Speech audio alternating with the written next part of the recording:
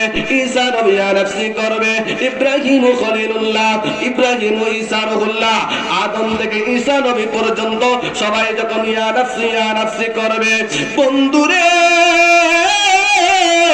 ও আমার যুবক ভাইরা, কেন আমরা নবী নবী করে, কেন আমরা নবীর পাগল হয়ে যাই? কারণ হাসরের ময়দানে যখন সবাই যখন পর হয়ে যাবে, আমার কামলিওয়ালা নবী, মদিনার নবী, আমার আপনার উম্মতের পাগল হয়ে সেজদায় পড়ে উম্মতি উম্মতি বলে কাঁদবে।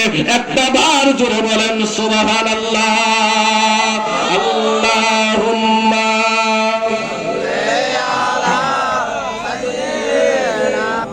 বন্ধুরে আমার, বাবাজিরা আমার, আমি সময় বেশি নিব না, শেষ করে দিচ্ছি। বলতেছিলাম হাসরের ময়দানে আমার নবী উম্মতের জন্য সিজদায় পড়ে কাঁদবে। কথা বলেন ঠিক কিনা? কেমন নবীর উম্মত হইলাম? আবু ফুরকাত আসলামী রাদিয়াল্লাহু তাআলা আনহুর শরীরের মধ্যে আমার নবীর হাত মুবারক মেসেজ করে দিয়েছেন। কথা বলেন ঠিক কিনা? আবু আসলাম বলে, এরে পৃথিবীর মানুষ, শুনো শুনো শুনো, আমার নবী যখন আমার শরীরের মধ্যে হাত মুবারক মেসেজ করে দিয়েছে, আমার নবীর হাত মুবারক রাখতে দেরি হয়েছে, আমি আবু ফুরকাত আসলামের বসন্ত রূপ সারতে মুহূর্ত দেরি করে নাই। জোরে বলেন সুবহানাল্লাহ। শুধু মুহূর্তের মধ্যে আমার রোগ বালা হয় নাই এমন তারা ওই দিন থেকে শুরু করে এই পর্যন্ত আমি যেখানে ঘাটি, আমার শরীর থেকে মেশক আম্বরের ঘ্রাণ ছড়িয়ে পড়ে। একটা বার জোরে বলা যাবে কি সুবহানাল্লাহ? আরো মুহাব্বতে বলেন ইয়া রাসূলুল্লাহ।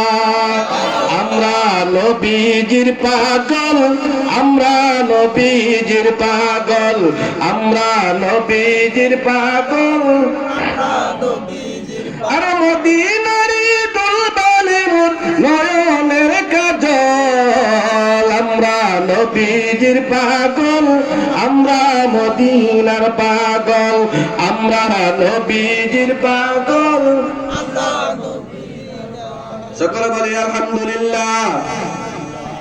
আর একটু মহব্বতে বলে আলহামদুলিল্লাহ।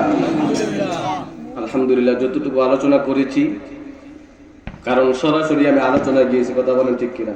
1 ঘন্টা কাটাতে পারতাম ভূমিকার মধ্যে সালাম দিয়ে, আমি সরাসরি আলোচনা ঢুকে গিয়েছি। চেষ্টা করেছি যতটুকু বোঝানোর জন্য। আল্লাহ পাক যেন এর মধ্যে থেকে আমলের নিয়তে আমল করা তৌফিক দেন। সকলে বলে আমিন। আজকের মাহফিল যেন কবুল করেন। সকলে বলে আমিন। আসুন আমরা নবীর মুহাব্বতে একটু দাঁড়িয়ে সালাম দেই।